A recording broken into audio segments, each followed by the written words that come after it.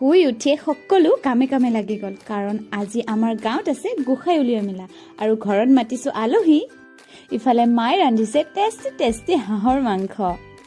Already আলহী আহি পাইছিলে আৰু সকলোৱে মিলি ভাত খালোঁ। ভাত খাই ধুনীয়াকৈ সাজি কাচি মেলা চাবলৈ ওলালোঁ। পৰম্পৰা অনুসৰি নামঘৰৰ পৰা গোসাই ভাগ উলিয়াই নি নিৰ্দিষ্ট ঠাইত বিভিন্ন নীতি নিয়মেৰে নাম কীৰ্তন কৰা হয়। লোকবিশ্বাস আছে যে এই আসনৰ তলেৰে এনেদৰে পাৰ হ'লে মনৰ বাঞ্ছা পূৰণ হয়। মেলালৈ আহি পাণ নোখোৱাকৈ থাকিলে কেনেকৈ হ'ব?